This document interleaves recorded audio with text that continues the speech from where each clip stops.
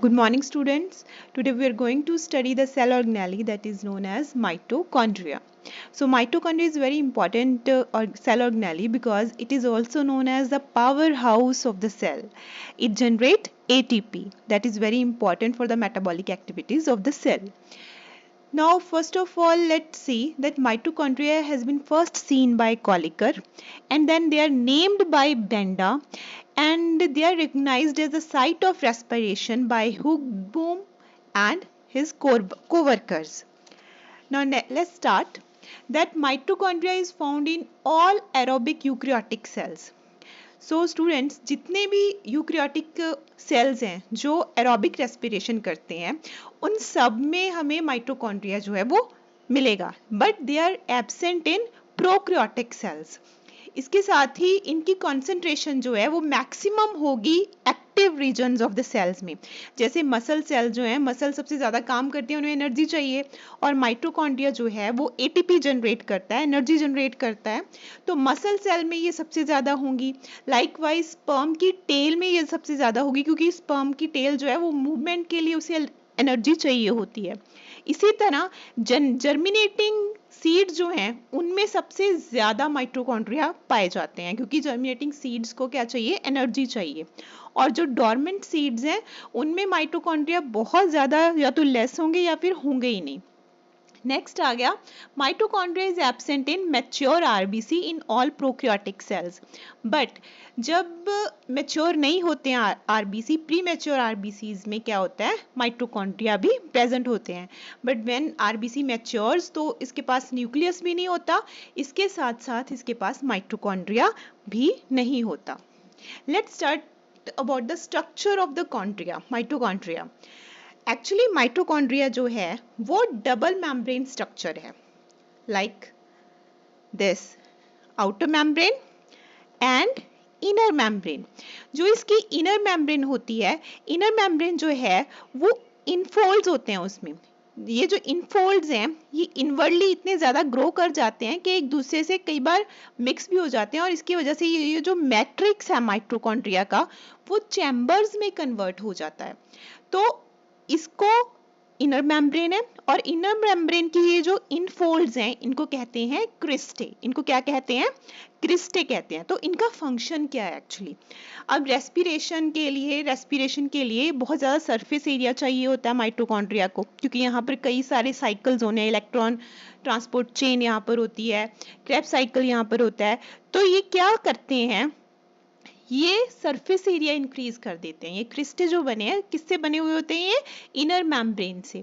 आगे हम पढ़ेंगे कि क्रिस्टे जो हैं वो क्या क्या चीजें कैरी करते हैं. तो ये हो गई हमारी आउटर मेम्ब्रेन, ये हो गई इनर मेम्ब्रेन, और ये हो गए क्रिस्टे.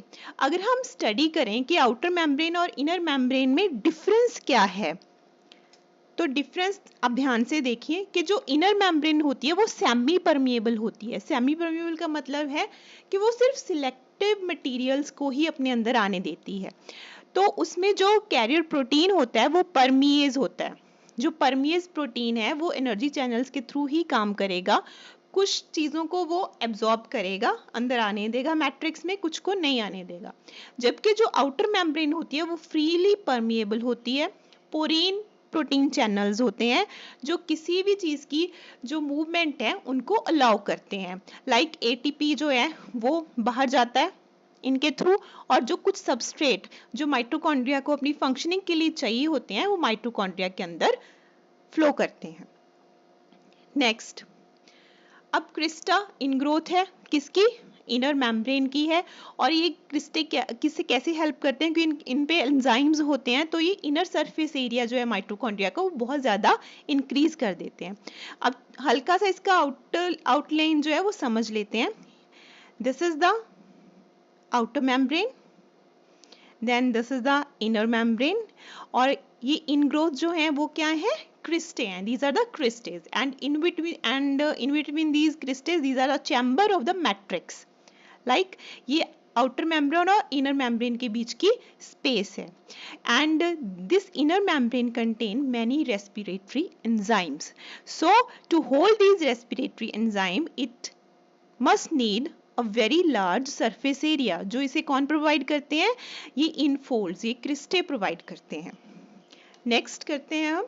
अब क्रिस्टे जो हैं इनके ऊपर होते हैं ऑक्सीसोम। ऑक्सीसोम क्या है? इनर मेम्ब्रेन जो है वो ऐसे लॉलीपॉप लाइक स्ट्रक्चर जो है वो होते हैं उन पे, और उनको हम क्या कहते हैं? ऑक्सीसोम कहते हैं। इनका स्ट्रक्चर क्या होता है? अगर हम एक को थोड़ा इनलार्ज करके देखें, बेस होता है, स्टॉक होती है और एक हेड होता है। हेड पे एटीपीएज या फिर एटीपी सिंथेटेज एंजाइम होता है जो एटीपी फॉर्मेशन में हेल्प करता है।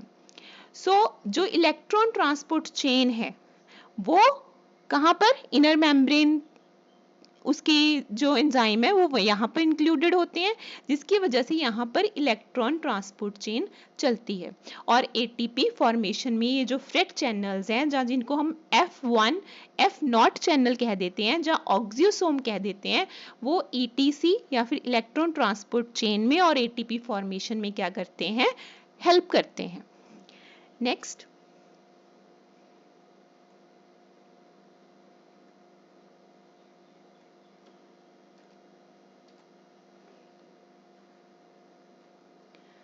अब क्रिस्टे के बीच में जो पोजीशन बच जाता है एरिया, उसको हम मैट्रिक्स कहते हैं। उसको क्या कहते हैं? मैट्रिक्स कहते हैं।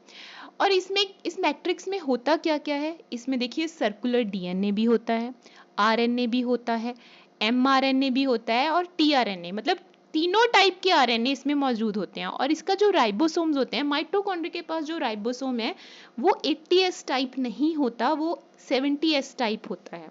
ये ध्यान रखिएगा, हम आगे एक्सप्लेनेशन देंगे इसकी।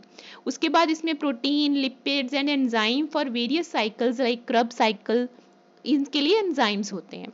इसके साथ ही मैट्रिक्स में 2 आयन बहुत अबंडेंस में मौजूद होते हैं जो सेल के लिए जरूरी है, calcium ion and magnesium ion.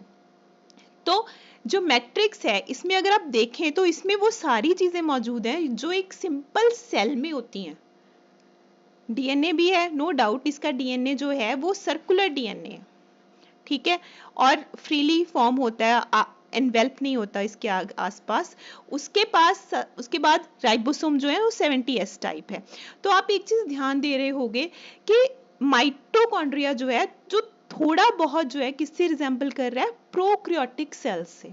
तो इसीलिए कहा जाता है कि एवोल्यूशन पॉइंट ऑफ व्यू से कुछ वर्कर ये भी सोचते हैं कि पहले ये एक इंडिपेंडेंट ऑर्गेनिज्म था। Some workers think that they are once independent organism but by anyhow entered a host cell then survived there by establishing symbiotic relationship with the cell। तो वर्कर क्या सोच रहे थे कि ये पहले एक इंडिपेंडेंट ऑर्गेनिज्म था, बट किसी तरह किसी होस्ट सेल में ये अंदर चला गया, उसके बाद वहां पर इसने सरवाइव करना शुरू कर दिया। कैसे? By establishing a symbiotic relationship with the cell, और फिर वहीं होके रह गया। तो माइटोकॉन्ड्रिया को एक अदर ऑर्गेनिज्म भी माना जा सकता है जो आज एक सेल ऑर्गेनेली है, सेल का पार्ट है। इसके साथ साथ इसको सेमी ऑटोनॉमस ऑर्गेनेली भी कहा जाता है। क्यों? क्योंकि इसके पास अपना एक डीएनए है, ये रेप्लिकेट करता है, that's why it is called semi autonomous organelle. इसके साथ ही जो ऑफस्प्रिंग है वो मदर से, न्यूबॉर्न चाइल्ड या बेबी जिसको कहते हैं, तो मदर से माइटोकॉन्ड्रिया इनहेरिट करता है। क्यों? क्योंकि जो स्पर्म है उसका मिडल पीस में माइटोकॉन्ड्रिया होता है, पर वो मिडल पीस जो है वो क्या होता है? वो एंटर नहीं करता किसमें? एग में। सो माइटोकॉन्ड्रिया इनहेरिट होता है फ्रॉम मदर। इसके साथ ही इसके फंक्शन एक बार देख लेते हैं। पावर हाउस ऑफ सेल है बिकॉज एटीपी जनरेट होता है। ये सेल को कुछ बायोमोलिक्यूल्स लाइक क्लोरोफिल हो गया, स्टीरॉइड्स हो गए, या फिर क्रोमो जो स्ट्रक्चर्स होते हैं कलर्ड होते हैं, क्रोमोल्यूकोसाइट्स होते हैं, उनको सिंथेसाइज करने में हेल्प करता है। उनके लिए बाय प्रोडक्ट्स जो हैं वो प्रोड्यूस करता है। इसके साथ ही अमाइनो एसिड फॉर्मेशन में, फैटी एसिड सिंथेसिस में भी ये हेल्प करता है। तो these are the functions of the mitochondria. So it's a brief overview of for mitochondria, जो आपको आगे हेल्प करेंगे। इसके साथ ही अगर आप इससे रिलेटेड ज़्यादा थ्योरी जानना चाहते हो तो आप हमारी वेबसाइट पे भी जा सकते हो, जिसका नाम है science-math-education-platform.in। वहाँ पर आपको क्विज भी मिलेंगे, आप खुद क्विज अटेम्प्ट कर सकते हो।